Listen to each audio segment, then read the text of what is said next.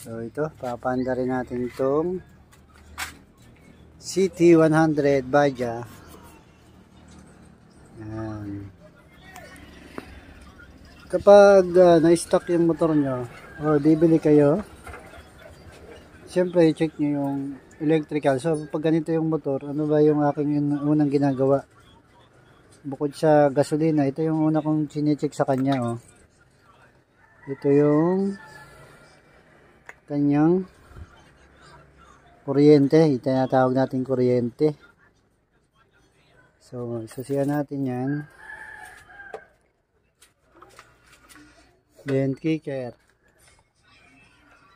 Yan. Dapat may lalabas na kuryente dyan.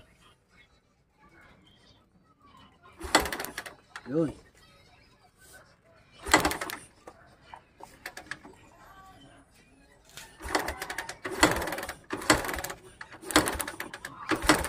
Yun, malakas ang kuryente. So kapag may kuryente dito sa ignition coil ay kompleto yung electrical ng motor na ito. So complete parts po ito, no?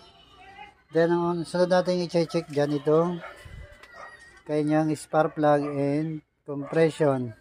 So kapag maganda yung compression, aandar itong makina na to. So kalasin lang natin. Pagpit yan. So tanggalin mo. Okay. So tatanggalin natin ang kanyang spark plug. Yan.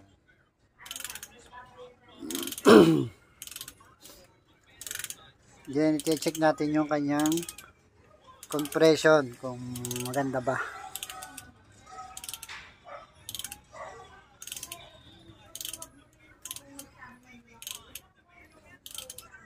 Ito ay napa-stock ng 2 taon. So gustong bahay ng may-ari, paanda rin gawing service. Ito nga pala ay tricycle. Matigas pa. Pag malambot na yung ganyan, bunutin mo yan, tapos pwede na siyang kamayin niya. So yan, kaskasin mo yung kanyang spark plug, linisan mo. This is ng spark plug.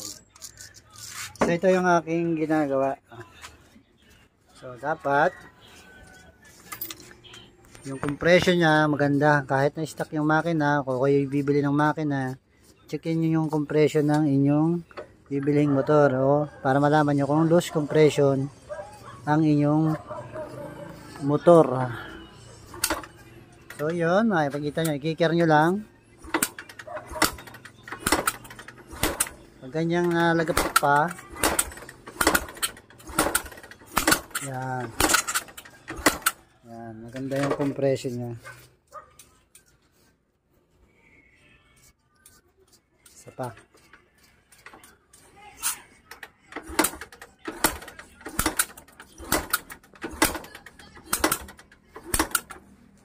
Yun, okay ang kanyang compression. So ngayon lilinisan lang natin ang kanyang spark plug.